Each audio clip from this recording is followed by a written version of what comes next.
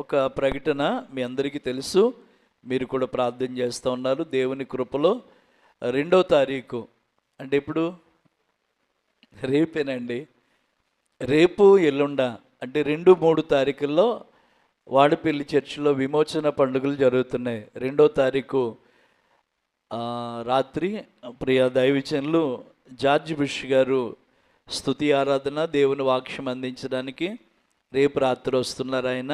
కనుక 3వ తారీఖు మన సంఘములన్నీ కలిపి ప్రతి సంవత్సరం వలె ఈ సంవత్సరం కూడా గుడ్ ఫ్రైడే ఆరాధన అక్కడ జరుగుతూ ఉంటుంది.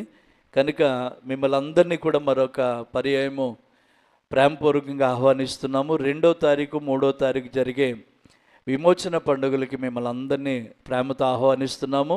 రండి, దేవుడు మిమ్మల్ని దీవించి ఆశీర్వదించునుగాక. ఏ ఒక్కరు కూడా మిస్ అవ్వద్దండి, ఎందుకంటే ఇది మనం ఒక్కరోజే మీటింగ్ కింద లెక్క. గుడ్ ఫ్రైడేకి అందరూ ఉంటాం కాబట్టి వీలైతే అందరూ కూడా తెల్లని వస్త్రాలు కట్టుకోవడానికి ప్రయత్నించండి, లేకపోతే పర్వాలేదు. ఉంటే కనుక వైట్ బట్టలు కట్టుకుని ఈ గుడ్ ఫ్రైడేలో పాలు పంపులు పొందాలి. 2వ తారీఖు జార్జ్ బుష్ గారు, 3వ తారీఖు నేను పాస్టమ్ గారు దేవుని వాక్యాలు అందిస్తాము. అలాగే 2వ తారీఖు భోజనాలు ఉన్నాయి, ప్రేమింది ఉంది. 3వ తారీఖు కూడా ప్రేమింది ఉంది. కనుక వీటన్నిటి విషయంలో దేవుడు మనకు సహాయం చేయనుగాక. ఆల్రెడీ ఒక రోజు ముందే గుడారాలన్నీ కూడా వేస్తారు.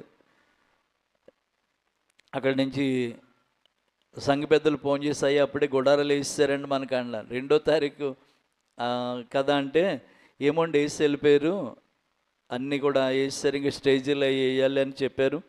అన్ని పనులు కూడా దేవుడే జరిగిస్తున్నాడు. దేవుని బిడ్డలారా, ఒక మాట ఎప్పుడు నమ్ముతాను, శక్తి చేత కాదు, బలం చేత కాదు, దేవుని ఆత్మ ద్వారానే కార్యం జరుగుతుంది.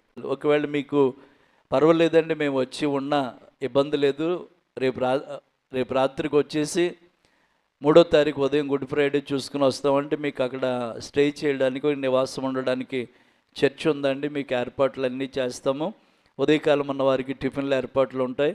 కనుక ఇవన్నీ గమనించి ఇబ్బంది ఏముండదు. కనుక ఉండిపోయే వాళ్ళు 2 సార్లు తిరగక్కర్లేదు, మేము ఉండిపోతామంటే బట్టలు తీసుకుని మీరు వచ్చేసేయండి. నేను అంటున్నాను దేవుని బిడ్డలారా, ఈ అవకాశాన్ని ఎవరూ పాడు చేసుకోవద్దు.